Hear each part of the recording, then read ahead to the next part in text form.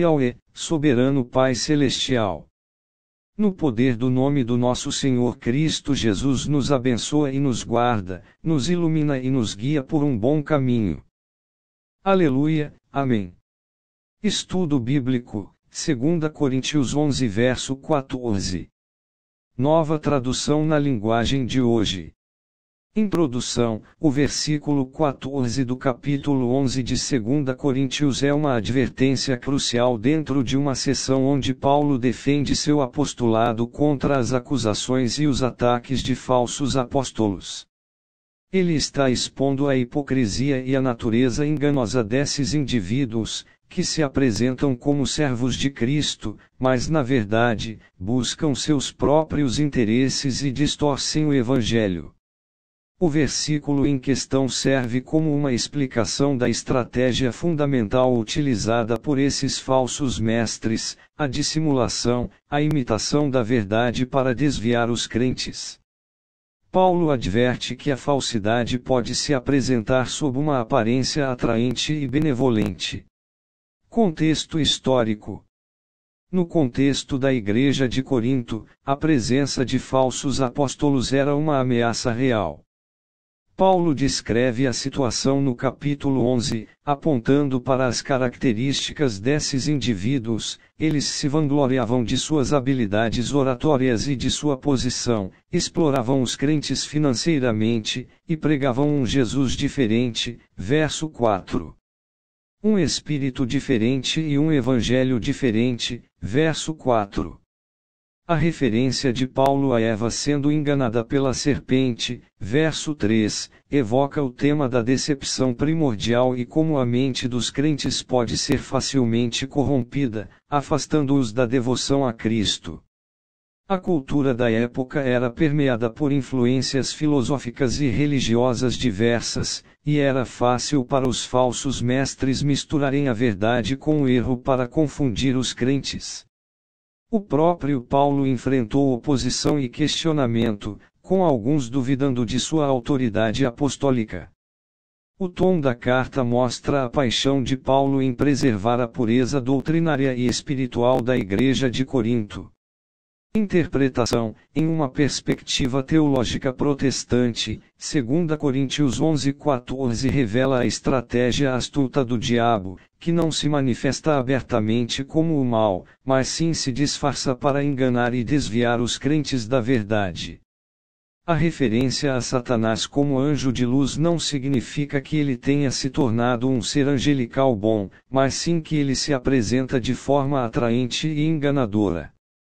Isso enfatiza a importância do discernimento espiritual e da necessidade de estarmos ancorados na palavra de Deus para não sermos enganados por falsas doutrinas e práticas.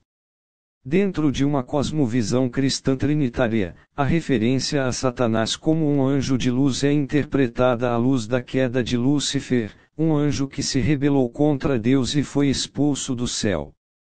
A implicação para os crentes de hoje é que o mal pode se manifestar de formas sutis e aparentemente inofensivas. Os crentes devem ser cuidadosos ao avaliar ensinamentos e práticas religiosas, sempre comparando-os com as Escrituras e buscando a orientação do Espírito Santo. Esta passagem nos adverte a não julgar a aparência, mas sim examinar os frutos e as raízes de cada ensinamento e de cada mestre. Veja as referências. Mateus 7 versos 15 ao 20, cuidado com os falsos profetas, que vêm a vocês vestidos como ovelhas, mas por dentro são lobos vorazes. Vocês os conhecerão pelos seus frutos. Acaso se colhem uvas de espinheiros ou figos de ervas daninhas? Assim, toda árvore boa dá frutos bons, mas a árvore ruim dá frutos ruins. A árvore boa não pode dar frutos ruins, nem a árvore ruim pode dar frutos bons. Toda árvore que não produz bons frutos é cortada e lançada ao fogo.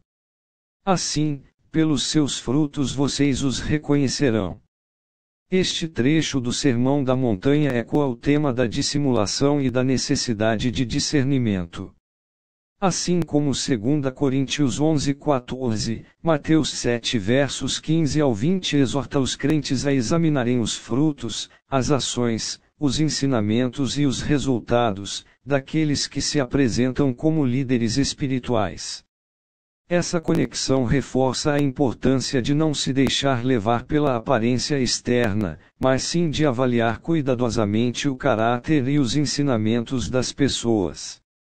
Gálatas 1 versos 6 ao 9, admiro-me de que vocês estejam se desviando tão rapidamente daquele que os chamou na graça de Cristo, para um evangelho diferente, que, na realidade, não é o evangelho. O que acontece é que algumas pessoas os estão perturbando, querendo perverter o evangelho de Cristo. Mas, ainda que nós ou um anjo do céu lhes pregue um evangelho diferente daquele que lhes pregamos, que seja amaldiçoado. Como já dissemos, agora repito, se alguém lhes anuncia um evangelho diferente daquele que já receberam, que seja amaldiçoado. Paulo expressa uma forte reprovação àqueles que pregam um evangelho diferente. Ele afirma que até mesmo um anjo do céu que pregasse uma mensagem contrária ao evangelho verdadeiro seria amaldiçoado. Essa passagem oferece um paralelo direto com 2 Coríntios 11:14, ressaltando que a autoridade não é garantia de veracidade e que mesmo figuras com aparência celestial podem ser enganosas.